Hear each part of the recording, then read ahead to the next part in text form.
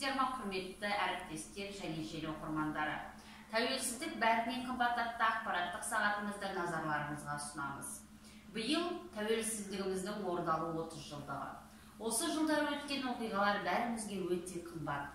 Мемлекеттің саясаты ең алдымен еліміздің рухани дамуы мен патриоттық тәрбиеге бағытталған.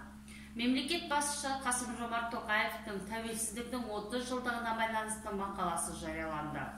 Тәуелсіздік бәрінен қымбат атты деп аталатын мақалада президент егемендігіміздің 30 жылдығында қорытынды жасап, болашаққа бағдарды айқындап берді.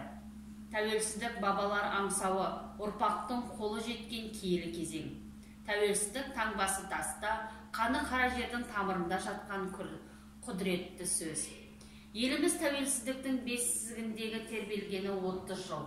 30 жыл ішінде Қазақстан етек жеңін жиып, шекарасын бекітіп, өз алдына дербес сайырлы ел болды. Бұл атадан келе жатқан ұлы жеңістің жемісі.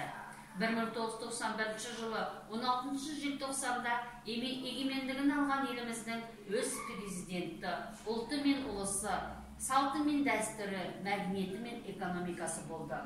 Желтоқсанның желі мен ызғарына қарсы тұрған жастардың жалынды рухы мен ерлігінің арқасында шаңырағы биік, керегесі кең мемлекет болып қалыптасты.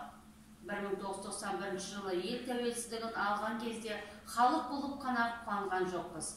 Қазақ елінің өз алдына республика болып қалаған әрі ең бірінші болып мойындаған Түркия. Бұл тәуелсіздікті бір ел ғана емес, бүкіл ел болып қолдайды деген сөз. Ал іргесі қаланған жаңа республиканың әрі қарай өмір сүру үшін ерен еңбек керек. Ол оның ішкі және сыртқы әлемі, экономикасы, ақшасы деген секілді көптеген құндылықтарға келіп тіреледі. Аталған құндылықтарды 30 жыл ішінде үлкен мақсатқа айналдырған еліміз астанасында бекітілді. Тіпті бүгінде Астана арман қалаға айналды. Апортына бүкіл ел сүйсінген Алматының өзін мәдениет пен әдебиеттің қаласына айналдырды. Өзінің ішкі туризмі, теңгесі, ұзын сонар қара жолдары тарамдалып жатты. Арысы Қазақ хандығынан бастап бергісі егеменді елдің іргесіне дейінгі көшті жалғастырып келе жатқан атадан тараған ұрпақтың парызы осы аманатты сақтау.